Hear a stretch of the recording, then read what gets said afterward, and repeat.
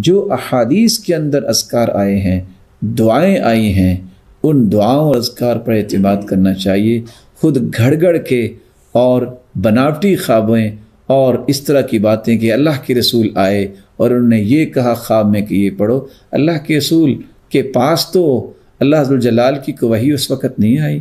جب عمر رضی اللہ تعالیٰ عنہ کے زمانے میں تعاون آئی، اس وقت تو اللہ کے رسول نے خواب میں آ کے نہیں بتایا کہ یہ دعا پڑھیں۔ جو سکھا کے گئے ہیں ان پر اعتماد کیجئے، ان کو یاد کیجئے، ان اذکار کو لیجئے اور ادھر ادھر کی باتوں میں اپنا وقت ضائع نہ کیجئے۔ رسول اکرم صلی اللہ علیہ وسلم کے بارے میں صحابی نے سچ کہا ہے، ان خیر الہدی ہدی محمد صلی اللہ علیہ وسلم، بہترین ہدایت وہ ہے جو اللہ کے رسول نے دی ہے۔ حدیثیں آ چکی ہیں، قرآن موجود ہے، اس سے بڑی کوئی نعمت نہیں ہے۔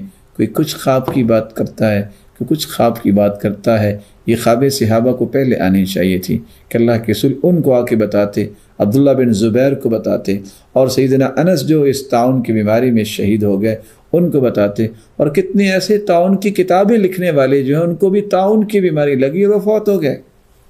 اس لیے اس طرح کی باتوں پہ توجہ نہیں دینی چاہیے، توجہ قرآن پہ دیں اور حدیث پہ دیں، اور یقین کر لیجئے میں اور آپ مسلمان ہیں، اور مسلمان بزدل نہیں ہوتا، وہ اس قدر خوف نہیں اپنے اندر پیدا کرتا جو اللہ کا خوف ہونا چاہیے۔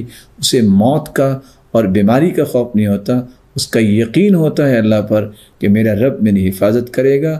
اور اللہ عز و جلال فرماتے ہیں انا عند ظن عبدی بھی، جس طرح میرے بندے کا مجھ پہ گمان ہوگا میں فیصلہ ویسے کرتا ہوں۔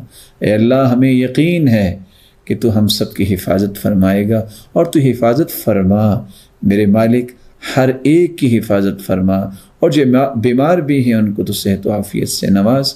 وآخر دعوانا ان الحمد للہ رب العالمین۔